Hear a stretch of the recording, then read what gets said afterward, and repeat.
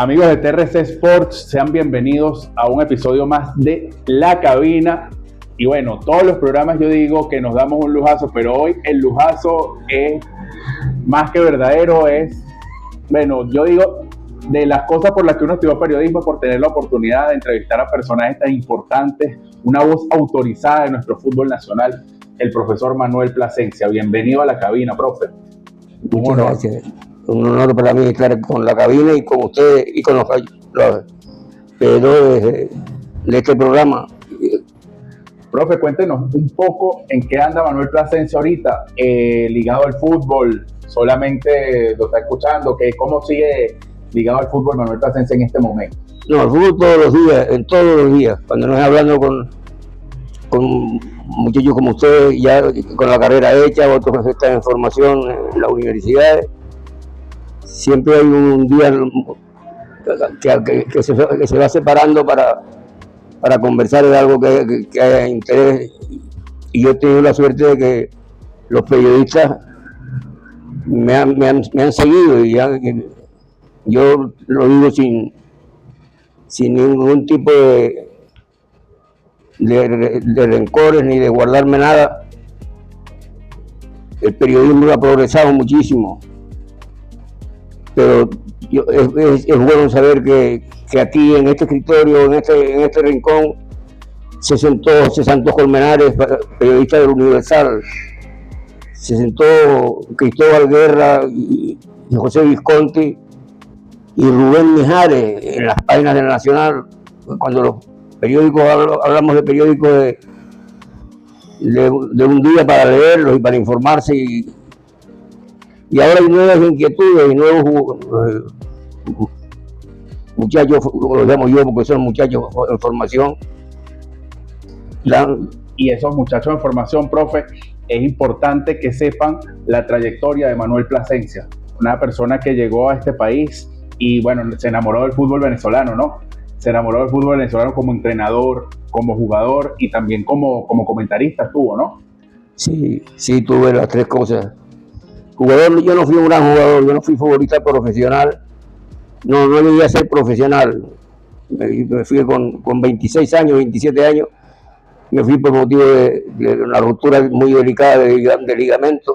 Se rompieron los ligamentos laterales y posteriores, y después seguí en mi colegio de La Salle, y el entrenador de deportes de aquella época, que era el español el Divino Calvo Zamora, el portero famoso español. Uh-huh. Después de Zamora vino Guanín, y después de Guanín vino Alberto Suárez, y cuando salió Alberto Suárez me llamó a mí para hacer su ayudante, y me hice su ayudante, y después de que él se retiró me quedé yo con el cargo de entrenador. Estuve 9 años con La Salle formando jugadores de colegio que fueron buenos jugadores y fueron unos dignos representantes de la camisa lasallista y de la camisa nacional de Venezuela. Profe, también estuvo por el gran paso, logró muchos títulos como entrenador con el Central Mairense de la época, ¿no? Sí, 11 títulos los tengo. Cuéntanos un poco esa experiencia. Yo estaba en La Salle, y había un muchacho arquero, el gallego, el arquero del colegio La Salle, titular de primera. Una noche me dijo que si quería ir a grabar con Central Mairense, porque La Salle iba a desaparecer. Lo habían vendido vendieron el equipo, y la gente de Central Mairense se interesó por mí, y empezó por llamarme con el Carlos, al hermano Luis, y pasé esa experiencia en una gran empresa de Central Mairense, empresa de alimentos, pero por dentro los empleados, la gente que pertenecía a la plantilla de trabajadores, nos trataban muy bien. A mí particularmente me trataron siempre muy bien, tuvieron demasiadas atenciones conmigo. Y muy futboleros, ¿no? Eran muy futboleros. muy futbolero. Y después que le dio todos esos títulos, mejor lo trataron, ¿no? Profe, hablábamos detrás de cámara, es algo importante que tienen que saber las nuevas generaciones, porque mucho se habla de triunfos triunfos, fracasos, todo lo que ha pasado en la Vinotinto. Pero hay un triunfo en específico que yo creo que las nuevas generaciones tienen que tener presente. Usted fue el seleccionador de Venezuela en los Juegos Olímpicos de Moscú en el 80. Hubo 2 derrotas con la Unión Soviética, con Cuba, pero se le ganó a Zambia. Es una derrota, es una victoria histórica para la Vinotinto. Cuéntenos un poco sobre ese encuentro. Dice un dicho verdadero que dice que una mentira repetida 1000 veces tiene sabor a verdad. Y la gente no sabe qué fue lo que pasó. La verdad, dice, no, fue porque los otros se retiraron, porque hicieron boicot y se retiraron, y entonces entró Venezuela porque ellos se retiraron. No, Venezuela entró porque llegó de cuarto. Correcto. Si hubiera llegado de quinto, ten la plena seguridad que hubiera ido Brasil, que llegó de quinto. Correcto. Y que además era la única medalla que le faltaba, el único color de medalla que le faltaba, el bronce y la plata lo tenía ya. Exacto. Le faltaba oro en los Olímpicos. Exacto. Y pelearon hasta decir, ya basta con la gente de la Confederación, porque no consideraban que Venezuela debía ir a representar a Sudamérica porque no tenía nivel, el nivel lo tenían los brasileños. Okay. Pero la gente de la Confederación fue sensata. Aquí, ¿cuál es la verdad? ¿Venezuela va o no va?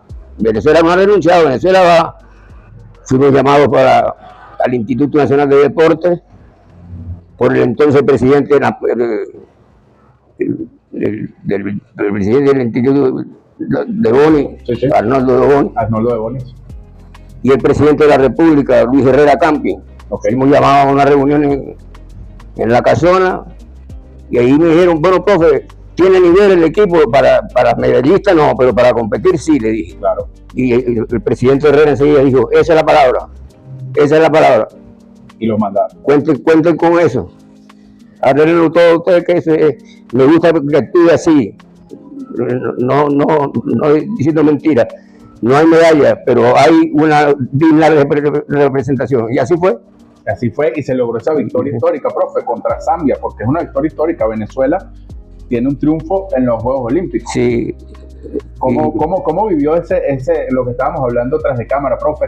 Ese encuentro, el estadio. Cuéntanos un poco cómo se vivía ese momento. El estadio era el día de la inauguración, totalmente full, el estadio Lenin, 94.000 personas. Y nos tocó nosotros el calendario, no nos tocó, lo acomodaron los calendarios. Los equipos que organizan las competencias organizan los calendarios a su favor. Y bueno, estábamos flojitos por ahí, Sudamérica, Venezuela. Entonces Venezuela entró en el grupo de la Unión Soviética. Unión Soviética, Cuba.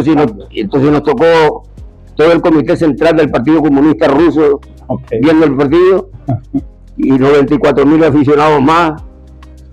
Y nosotros 11 jugadores con una franelita, no se pueden decir nombres comerciales, ¿no? Se puede. Una franelita muy suave y aguantando el frío allá en Moscú, ¿no? Después del partido, otra cosa. El partido fue un partido, el primer tiempo bien, nos hizo Rusia 2 goles, pero nos los hizo bien. El goleador del Mundial al año siguiente, el arquero que se llevaron al Sevilla, español, titular en el Sevilla y jugando contra él, había que hacer un curso para hacerle un gol al Sayé, algo así.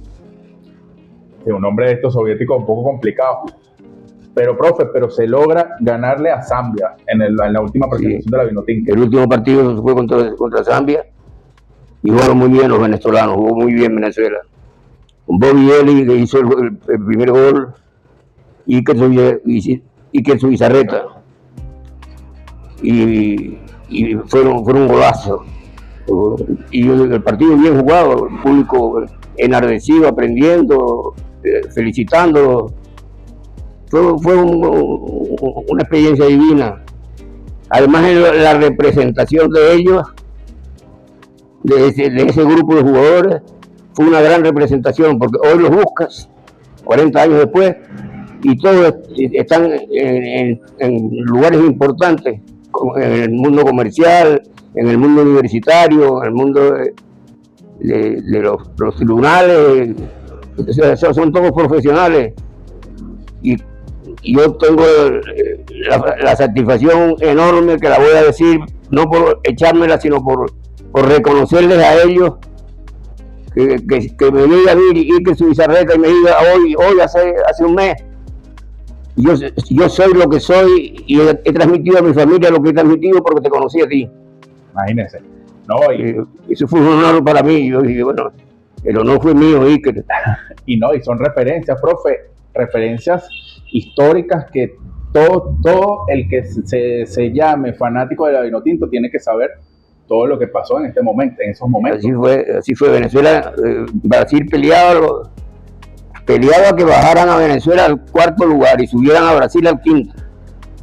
Y Salinas creo que se llamaba el presidente de la Confederación Suramericana de Fútbol, de la Comebol, un peruano, era el presidente, y mandó un mensaje por la radio y la televisión: el cuarto de Venezuela, y Venezuela es un cuarto digno de su clasificación. Esa fue la primera clasificación grupal del deporte venezolano. Claro. Hasta el éxito que tuvieron ellos. Después pasó el basquetbol. Pero hasta ahí, el único deporte de conjunto que había. El deporte de conjunto había sido hasta entonces solo Venezuela. Y tanto es así, profe, que Brasil luego logra la medalla de oro, fue años después, creo que de 2016. Sí. O sea, ellos no iban a regalar nada, como usted está diciendo, y muy buena la aclaratoria. Profe, y hablando de su trayectoria como entrenador, aquí dirigió también muchos clubes, dirigió Caracas, Estudiantes de Mérida, Táchira. ¿Cuál es no sé si lo pongo en un compromiso, pero cuál es la mejor experiencia que usted tuvo por el banquillo del fútbol nacional? Y te voy a contar como dice un señor que está allí en una de esas fotografías, el doctor Enrique Che, me dijo un día: yo no hay que decirte, porque ser campeón solo se parece a ser campeón. Entonces, satisfacciones muchas. A mí en lo personal, las mayores satisfacciones que he tenido, que han sido muchas, han sido las expresiones de los jugadores después que nos conocimos. Entonces, ahora hay un entrenador de moda que los jugadores dicen lo mismo, el entrenador José Mourinho, portugués, que entrenó al Real Madrid, entrenó al Benfica, entrenó a la Roma, entrenó a tantos equipos campeones en Europa, y todos los jugadores, cuando él ha salido de los equipos, han salido a hablar en defensa de él y a reconocerle y agradecerle. Jugadores figuras del fútbol mundial, y que los jugadores se abrochen con él a decirle que habla maravilla de los jugadores. Los jugadores actuales, hay algunos con esa filosofía. Yo tengo la alegría de conseguirme con Iker Zubizarreta, con Bernardo Beñó, con Nelson Carrero, con Gaby Miranda, con Gerson Díaz. Imagínese. Que llegan y me cuentan su vida y cómo les va, y saben de algún problema dentro de mi grupo familiar, y me llaman como agradecerles tanta gentileza por saber de sus preocupaciones. Satisfacciones muchas, el haberlo logrado el Caracas de hoy, fue un Caracas hecho a mano, hecho con mucho sacrificio. Nadie pensaba nunca que el doctor Valentines iba a arriesgar tantas cosas en el fútbol, y arriesgó muchísimo, muchos recursos, y hacer la estructura que se hizo arriba en el Cocodrilo, el campo y todo aquello, que no existía nada. Profe, ¿y el primer título de Liga Caracas se lo da a usted? Sí, en el 2002. O sea que... El 92. El 92 es el primer título del Caracas Fútbol Club. Sí, ¿no? Ahí está el primer equipo campeón. Profe, de todos esos jugadores que usted ha tenido la fortuna, el privilegio de entrenar, y que ellos también han tenido la fortuna de pasar por sus manos, ¿cuál considera usted que ha sido el jugador que más lo ha impresionado? Entre tanto, porque no, por mis manos pasaron muchos jugadores. Yo le nombro 20 jugadores y me quedo corto. A lo mejor hace 20 años atrás no conseguía a 10 Luis Mendoza. Okay. Pero había un Luis Mendoza y 9 guerreros. Hoy, sin embargo, no consigues 9 guerreros, consigues 18 o 20 jugadores de primer nivel capaces de competir en otras ligas. Okay. Venezuela lo tiene. El fútbol venezolano ha tenido éxito, ha tenido progreso. Claro. No soy defensor de que todo lo pasado fue mejor o que todo lo pasado fue mayor, fue peor. Fue bueno porque creció. Hoy va a conseguir un jugador como Salomón, que juega en otras ligas y juega igual que en el patio de su casa en Katia. Correcto. Conoce a Sabarino en Zulia y juega en la escuela que se formó y después va y juega con Brasil y es titular indiscutible en el campeón de Brasil. Es mucho decir. Claro. Después para allá sigue y consigue a Gerson Díaz, a David Miranda, jugadores como esos. Sigues para allá y consigues a Mendoza, consigues a Freddy L y consigues a David Mota, jugadores que en la época de los periodistas, José Santos Colmenares, Cristóbal Guerra, José Visconti, Rubén Mijares, imagínate, una figura en el fútbol de los 70. Abre cualquier periódico y consigue los conocimientos de esos periodistas transmitidos por algún entrenador o ellos copiados de su trabajo y realmente divino. Profe, ¿sabes que hace poco tuve la oportunidad de entrevistar a un ex vino tinto, David McIntosh, y yo le preguntaba a él que para él cuál había sido en la historia. Tuve una pregunta complicada. A computadora Macintosh. Él me decía que para él el mejor futbolista de la historia en Venezuela era Stalin Rivas, ¿no? Pues que el que mejor le pegaba al balón era Juan Arango y el mejor era Stalin Rivas. Yo tuve la oportunidad de ver a Stalin Rivas jugar y me parecía que era impresionante. Y creo que era un talento. Él me comentaba que a veces en el Brasil no podía golear, pero se veía a Stalin Rivas dejando brasileros regados en la cancha, ¿no? ¿Cuál piensa usted, y lo voy a comprometer aquí, que es el mejor futbolista de la historia de Venezuela? No, está ahí. Puede ser, no puede decir, el mejor fue Stalin, fue mejor que Mendoza, y fue mejor que Arango, No, yo tuve la suerte, por eso le agradezco tanto a Dios que me dio salud y vida, o vida y salud, hasta llegar a ellos. Tener a Luis Mendoza es una exquisitez, y tener a Stalin también, y tener a Gerson y a David, y tener a Arango. Entonces, si miden varias cosas, con Salomón, por ejemplo, hay que ver que es el venezolano que más dinero ha ganado. Claro. Y eso es un mérito también, porque le han pagado su ficha, le han pagado bien en Europa, en equipos competitivos. Claro.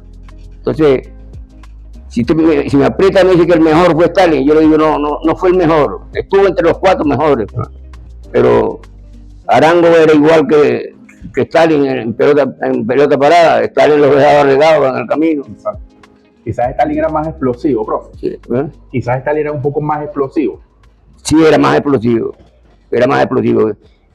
Juan no era tan explosivo porque es su mentalidad.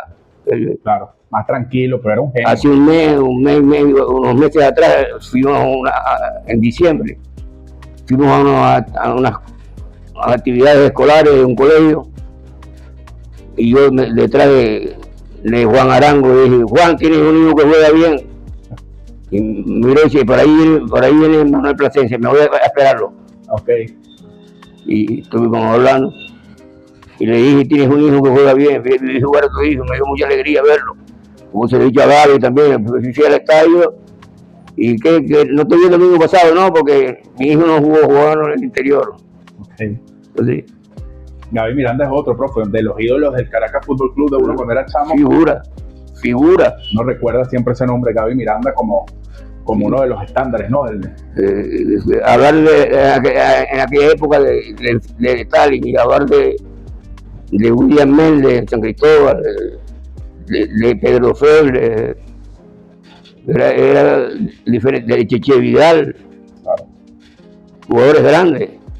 Profe, hablando un poco de la actualidad Vinotinto, tuvimos esta tristeza que nosotros no poder lograr el objetivo de la Copa del Mundo, pero ya viendo para adelante, tenemos a Osvaldo Vizcarrondo. ¿Qué le parece? Particularmente, yo viéndolo desde afuera, creo que a la Vinotinto le hace falta la disciplina de Osvaldo Vizcarrondo. ¿Pero usted cree que es correcta la elección de Osvaldo Vizcarrondo al mando de la Vinotinto en la actualidad? Bueno, es un compromiso decidir si es correcto. Si es correcto o no es correcto lo saben los directivos, ellos tienen su puesto y su trabajo. Desde el punto de vista técnico, por Vizcarrondo se lo merece.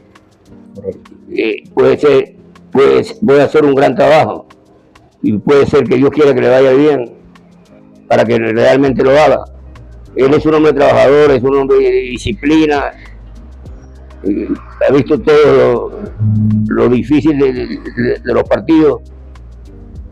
Yo creo que Vizcarrondo está sobre el camino correcto, si se sabe asesorar, si se sabe hablar con la gente que puede estar cerca de él y ayudarlo. Y que comience de una vez, porque al 2030 queremos ir y lo queremos ver. Claro. Y profe, y hablando de ese camino 2030, tenemos unos talentazos, profe, como más allá de todos, pero tenemos algunos talentos que la disciplina lamentablemente no ha sido su mayor cualidad, ¿no? Pero son jugadores que yo creo que pueden funcionar. No sé qué piensa usted. Jefferson Soteldo, Brujo Martínez, Alberto Peñaranda, ¿usted cree que pueden seguir teniendo una oportunidad en la Vinotinto?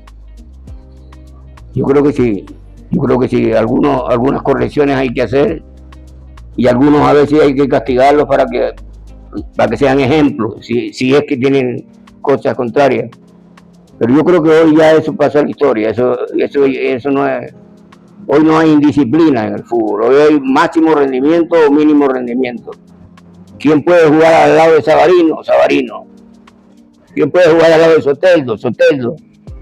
Entonces, yo creo que hay que, más bien, no decir que tenemos 50 jugadores, hay que buscar 20. Y trabajarlos mucho y hacer que trabajen en ligas competentes, en campeonatos de liga más que los nuestros. Okay. Eso es importante. Eso es crecer en todos los aspectos. Y el fútbol ha crecido. El fútbol, los últimos entrenadores en la Copa América entraron de cuarto. Y en el campeonato del mundo estuvimos a punto con 25 puntos, fue cuando estuvimos más cerca, claro. Con César Farías, después con el doctor Richard Páez, también llegamos cerca de los 25 puntos, 23. Quedamos a 3 puntos. Y los que vienen van a clasificar todo. Va a ser todos los que vengan. No tenemos que decir quién va a clasificar, tenemos que decir a quién vamos a sacar. Exacto. Porque Venezuela ha clasificado, pero ¿cómo se llama? Ha crecido. Correcto. Pero Perú va a crecer, Bolivia va a crecer. Chile también. Chile va a crecer, porque han sido un ejemplo malo, pero para abajo. Pero allí quedamos entrenadores, ahí en Paraguay, en una reunión de entrenadores hace un tiempo, estábamos hablando y Careca decía que él no hallaba cómo sacarle más rendimiento a los jugadores porque no sentían la pasión que siente el pueblo por la selección. Claro. La selección es el reflejo del país y el que maneja la selección tiene que ser un pequeño líder. Exacto. Y ahí tiene que estar Vizcarrondo pendiente. Los líderes no pueden dar la espalda, tienen que dar la frente y tienen que hablar de cuáles son nuestras necesidades. ¿Dónde viven nuestros jugadores? ¿Dónde se formaron nuestros jugadores? ¿En qué barrio de Caracas? Para ser de un barrio hay un jugador de fútbol destacado, hay que buscarlo. Yo tengo uno por ahí, Seferino Bencomo, y otros más. Profe, como le dije, usted es una de las voces más autorizadas para hablar de nuestro fútbol nacional y yo no quiero perder la oportunidad de hacerle esta pregunta. Yo por lo menos soy un defensor siempre de Salomón Rondón. Para mí es de los mejores delanteros que hemos tenido, cuidado, si no el mejor delantero que hemos tenido. Pero hay mucha gente que dice que Salomón ya no está para la Vinotinto. ¿Usted cree que, yo sí entiendo que se le puede buscar un recambio, porque siempre hay que tener un recambio, pero usted cree que Salomón sí sigue estando, tiene que seguir siendo el 9 de la Vinotinto? Sí, sin ningún lugar de duda. Correcto. Y no tengo ninguna duda. Cuéntenos por qué, profe. Que tenga 90 minutos, que tenga 90 minutos es otra cosa. Ok. Eso es otra cosa. Pero que tienes un jugador seguro en los 20 o en los 30 minutos finales es otra cosa. Y lo que puede transmitir era al grupo afuera de la cancha, inclusive no estando convocado para el partido, estando en la cancha, en el estadio, en la concentración, lo que él transmite, lo que él es como persona, con su familia, es capaz de decirle: tú no quieres a tu país, no quieres a Venezuela, no me quieres a mí. Él es capaz de decir eso a quien no lo haga. Claro. Y eso es necesario decirlo, es necesario saberlo. Si estamos diciendo ahora que hay un líder, estamos en épocas de líderes, hoy se hablan de muchos líderes, de muchas cosas, de muchas inquietudes nacionales en el país. El país hoy tiene muchas cosas de qué hablar. Hablemos del fútbol, entonces cuando nos toque hablar del fútbol, los líderes que nos escuchen, para no darle pelota al periodismo nada más. Es correcto, así es. Profe, para ir finalizando, para no quitarle más tiempo, bueno, para nosotros ha sido un honor, de verdad, que yo creo que esta entrevista para nosotros va a ser histórica en TRC, haber tenido al profesor Manuel Plasencia, una de las glorias, bueno, el Salón de la Fama de nuestro fútbol nacional, súper merecido. ¿Qué es lo más agradable, profe? ¿Cuál es el recuerdo más bonito que usted tiene de toda esta trayectoria en el fútbol? ¿Qué es lo mejor que le ha dado el fútbol a Manuel Plasencia? Llegar al estadio Marrero de La Habana con 23.000 personas full, con un líder, con un líder que era Fidel Castro. Y cuando la caravana presidencial venía a 2 cuadras, los gritos del público eran, ¿usted sabe por quién? Uh-huh. Y cuando entraron los jugadores de Venezuela a la cancha, y la gente comenzó a silbar el himno de Venezuela, Bernardo Añor se volteó, le enseñó el número 10 y le hizo señas al podio de ganadores que estaba en un costado. Y allí nos van a pitar el domingo que viene. Y el domingo que viene fue allí, subió y fue campeón. Y la mayor satisfacción de mi vida fue esa, de mi vida futbolística fue esa: ver a Bernardo Añor cantar el Gloria al Bravo Pueblo en el estadio Manuel Guerrero de La Habana, con todo el comité central del Partido Comunista Cubano y con su popular líder Fidel. Y ganó Venezuela. Y el ganador Venezuela. Excelente, profe. De verdad que para nosotros, bueno, lo vuelvo a repetir, un honor, de verdad, profe. Esto es una entrevista histórica para TRC Sport, para La Cabina. Sus palabras finales, profe. Un saludo a todos los usuarios de TRC Sports. No, muchas gracias. La verdad que el honor es mío, que haya periodistas jóvenes que estén en este ambiente del fútbol y podemos estar horas y horas hablando de fútbol y con gente como ustedes que seguramente lo van a llevar a sus oyentes y a sus veedores. Yo les agradezco la visita y les ruego que sean felices, que disfruten el fútbol. TRC Sport, señores, La Cabina, Manuel Plasencia.